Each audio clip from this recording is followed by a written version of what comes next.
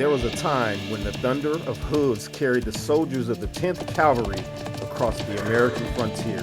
Years passed, the riders faded into history until only one remained. His name was Major George W. Ford. We have a museum exhibit set up here in City Hall of Temecula. They are hosting it. It has to do with our family. So we'll show you everything that comes with this beautiful old town Temecula.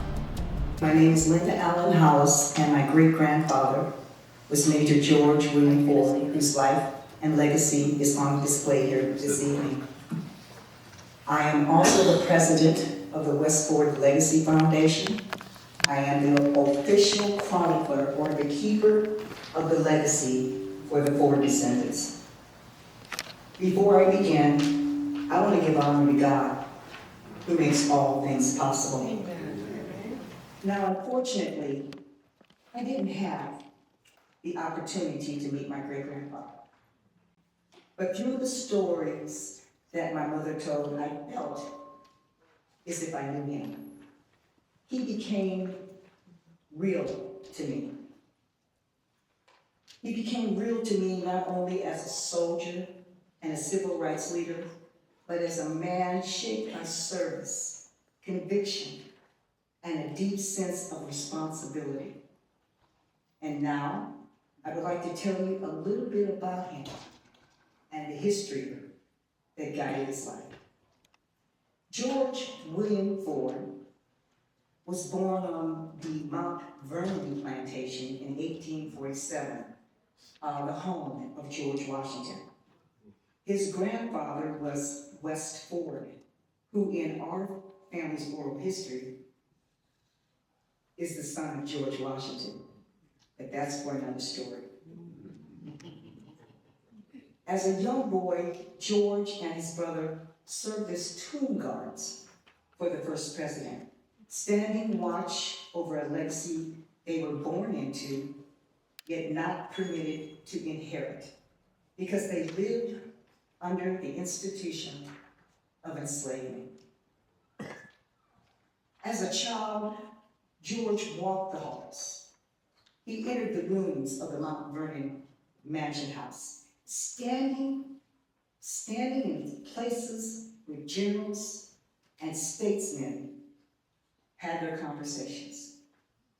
History surrounded him, not as dates or lessons or just basic conversation, but as objects that were placed throughout the house, each bearing the weight of the lives that had shaped the nation. Now his attention was often drawn to a ceremonial sword belonging to the old general that was displayed in the mansion, an item long associated with Washington's legacy, symbolizing command, and honor, and the sacrifice that he made for this country. To a young boy whose world was ordered by rules he didn't make, the sword stood apart, solid, deliberate, and connected to someone who had authority. His grandfather, West Ford, carved a wooden sword for him to play with, and he carried it wherever he went. The sword became a calling for him, and from that moment on, he knew he wanted to be a soldier. As George reached his teenage years, the country around him was coming apart. The arguments and the justifications that had molded his world since birth about enslavement, power, and who counted as fully human were no longer contained in the fiery speeches and the codified laws. Those disagreements were in the air, in the way that people spoke to each other, in the uncertainty that crept into daily life. What had been debated for generations could no longer be postponed because the nation had reached a boiling point where it could not move forward without first deciding what it stood for. And that decision came at a terrible cost. The Civil War pitted brother against brother, father against son, neighbor against neighbor, and friend against friend. It was a profound national tragedy born of enslavement and the struggle to preserve a still new union. When the war finally ended and the fighting stopped, the country remained unsettled. Families were broken. Families broken forever. Institutions and industries, they struggled to function. And for those once enslaved, freedom arrived with little protection and few promises.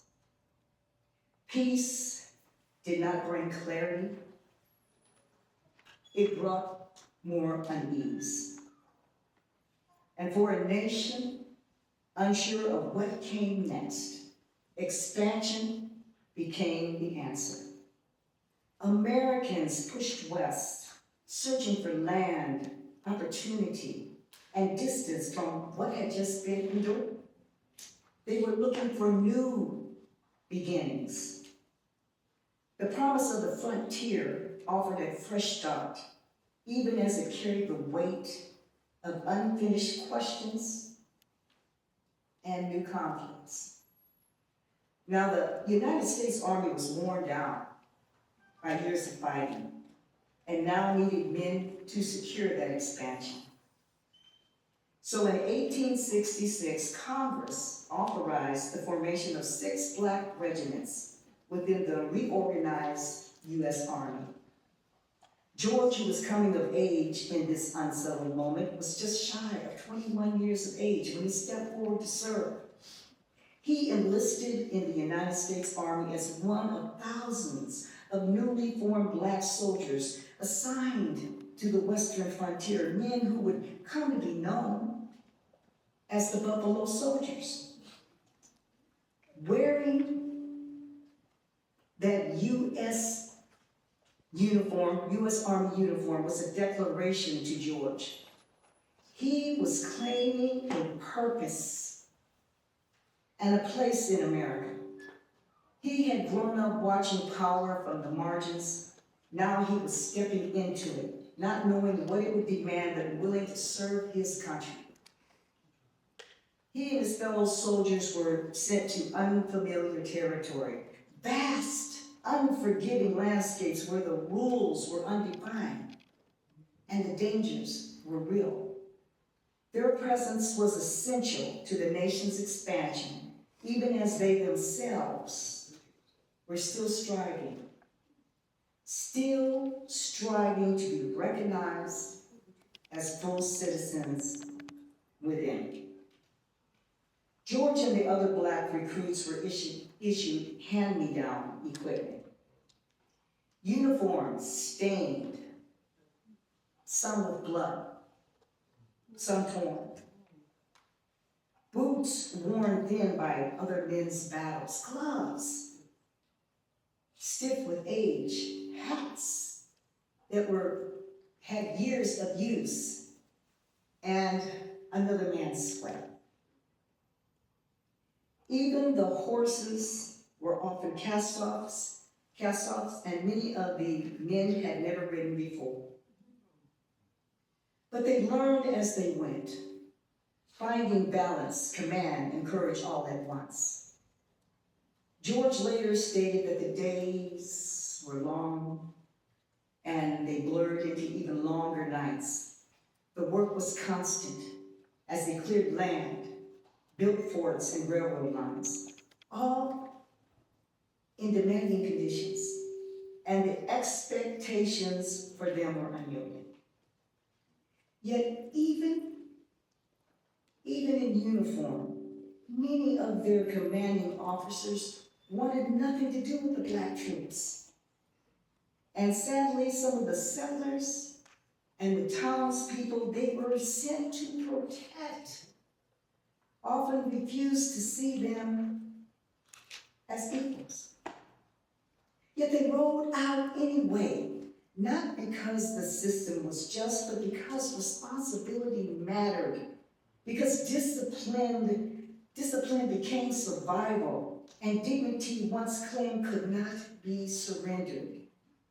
And at times, George and his fellow soldiers found themselves in skirmishes with the Native American tribes, people defending their homes, their land, and their way of life.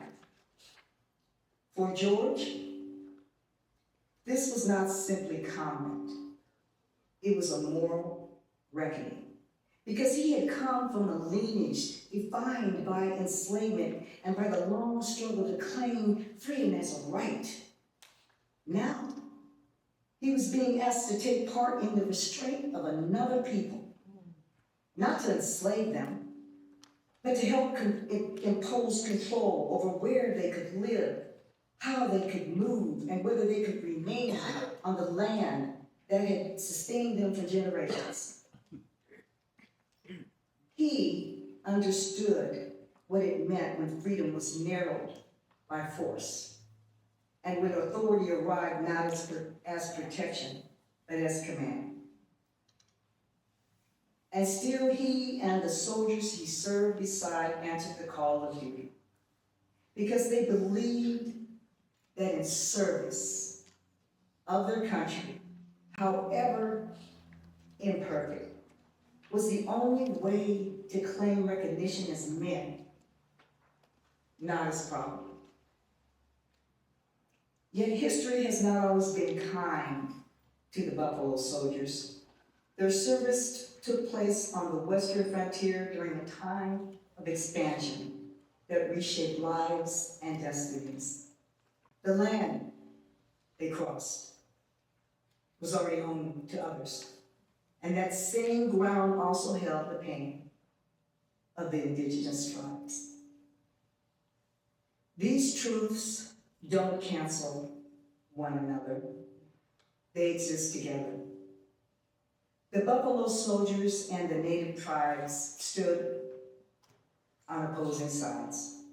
One was bound by the call of duty and oath, and the other driven by the need to defend homeland. Neither path was chosen lightly, neither offered simple choices. And living within that paradox changed George. He did not experience these histories as ideas or debates. He lived them day after day in the orders he carried out.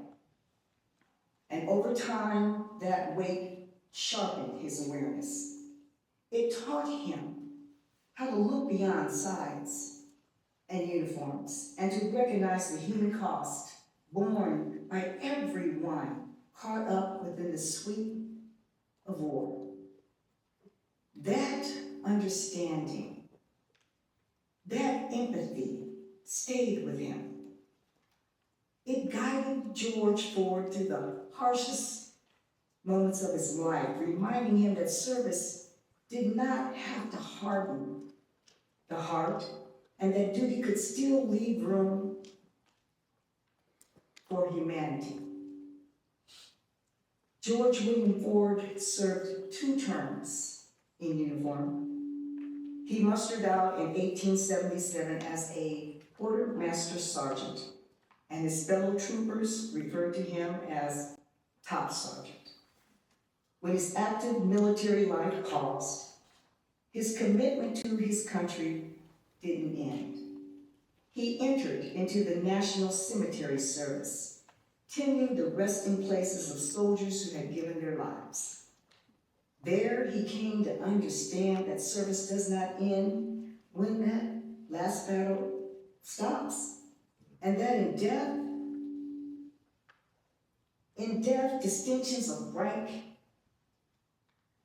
race, origin, it falls away, leaving only the shared cost of having served. That same commitment to service led him to become the Secretary of the Army and Navy Committee of the Niagara Movement, which is the precursor of today's NAACP. And it fostered a long-standing friendship with W.B.E. Du Bois. When the Spanish-American War started in 1898, he answered the call once again, at the age of 50. Entering service as a major in the 23rd Infantry, and an exceptional achievement for a Black man in that time frame. And it was also during this time that my great-grandfather met and became lifelong friends with President Theodore Roosevelt. He later completed his final assignment with the National Cemeteries at Camp Butler in Springfield, Illinois. He also became president of the NAACP in Springfield, advocating for justice, dignity, and civil rights for everyone. His uniform had changed, but his mission had not. Now, George Ford was one of the fortunate ones to live a long life into his 90s. And he came to understand something rare and heavy, in that he had outlived all who served beside him. All of the generals were gone. All of his commanding officers were gone. All of his fellow troopers were gone. Even his friends that were blacksmiths and cooks were all gone. All gone. And because of that, it meant carrying that, he had to carry not only his own memories, but the silence of those who were no longer there. In a 1938 interview reflecting on his service with the Buffalo Soldiers, he stated that he was the only living survivor of the original regiment of the 10th U.S. Cavalry that set out for the Rio Grande in 1867, 1,225 strong. He didn't say this to claim glory or distinction. He said it as a living witness, as the last one standing. A man carrying the memory of those who could no longer speak for themselves, men whose service helped shape this nation, even though their names slipped from the public record. Yet their story, it didn't vanish. The United States Army has finally and formally recognized their legacy.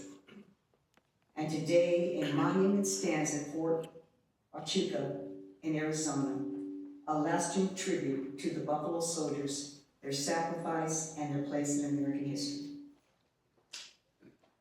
My great-grandfather's life is not just my family's story. It's America's story. It's our story.